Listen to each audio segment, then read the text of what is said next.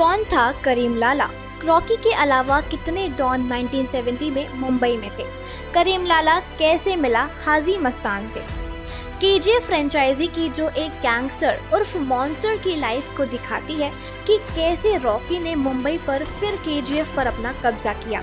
भले ही ये एक फिक्शनल स्टोरी है, लेकिन ऐसी कई स्टोरीज भी हैं जिसमें 1960 टू 1983 तक मुंबई में सिर्फ डॉन्स का ही राज था।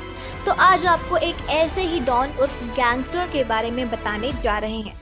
अब्दुल करीम खान शेर खान उर्फ करीम लाला, मुंबई अंडरवर्ल्ड का वो नाम जिससे हर कोई वाकिफ था। 1960 के दशक में मुंबई में उसके नाम से लोग कांपते थे और अब इस खतरनाक अंडरवर्ल्ड गैंगस्टर की मौत के लगभग 2 दशक बाद इसके नाम ने फिर विवाद खड़ा कर दिया है।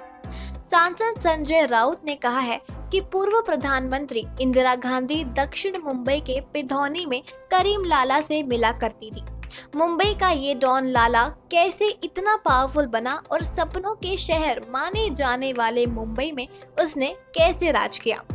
बता दें, अफगानिस्तान में कुनार प्रांत के रहने वाले करीम खान का जन्म 1911 में हुआ था।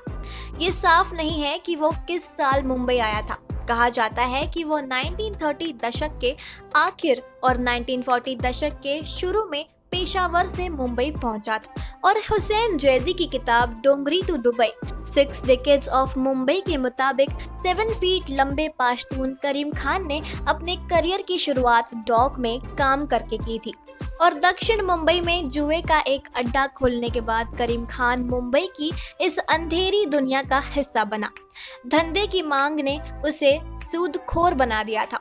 जुआ खेलने आने वाले वो ब्याज पर पैसे देने लगा और इस तरह करीम खान का नाम बदलकर करीम लाला हो गया।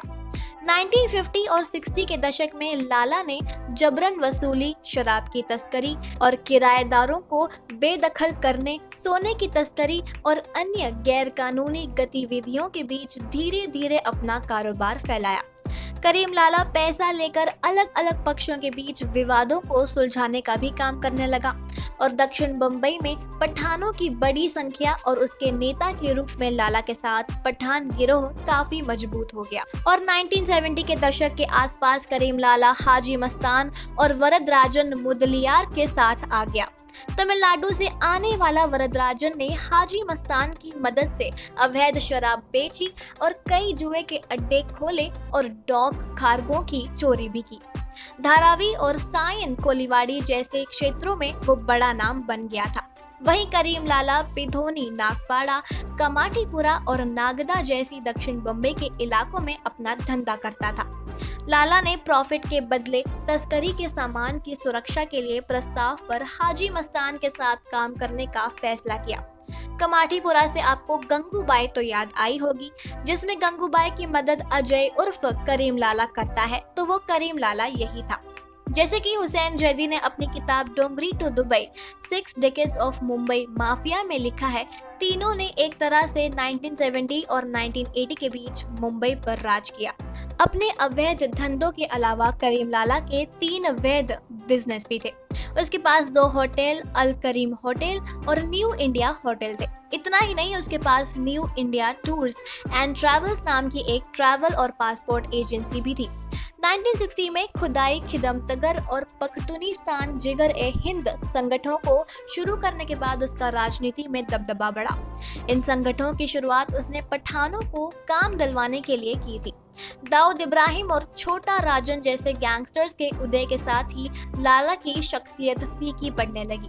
20 फरवरी 2002 को दिल का दौरा पड़ने से करीम लाला की मौत हो गई, लेकिन करीम लाला का शराब का काम चलता रहा क्योंकि गंगूबाई के साथ वो हाथ था और बाकी कामों को हाजी मस्तान और उनकी गैंग ने आगे बढ़ाया। उस समय के मुंबई के डॉन की बात करने जाएं तो एक के बाद एक कड़ी जुड़ने की लगती है, क्योंकि मुंबई पैसे पर टिका है और पैसा सिर्फ लीगल काम से नहीं आता। इसलिए अगर मुंबई सपनों का शहर है तो इसकी एक साइड मुंबई इलीगल काम की एक मजबूत कड़ी है।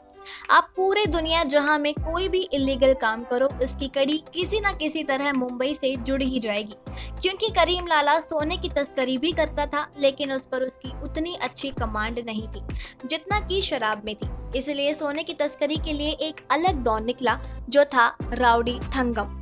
जिस पर रॉकिंग स्टार की कहानी को कई हद तक रखा गया था। प्रशांत नील जैसे तो KGF 3 के साथ डॉन का यूनिवर्स क्रिएट कर सकते हैं जहां हर एक चीज की स्मगलिंग होती है। फिल्म में ऐसे दिखाया जा सकता है कि हर डॉन या गैंगस्टर आपस में जुड़ा है। मुंबई या सरकार के पास जितना भी पैसा फंड में आ रहा है वो सिर्फ डॉन की साइड से आ रहा है, जिसकी वजह से देश की इकोनॉमी और पॉलिटिक्स दोनों मजे से चल रही है। तो अगर ये डॉन्स का एनकाउंटर होता है तो देश की इकोनॉमी भी गिरेगी, जो सरकार के लिए खतरे की घंटी है। तो क्या ऐसे ही फिल्म में रॉकी का एनकाउंटर देश के लिए खतरा है? और क्या मुंबई पर कब्जा करना इतना आसान है जो एक साथ इतने सारे डॉन ने मुंबई को अपनी रानी बना रखा था?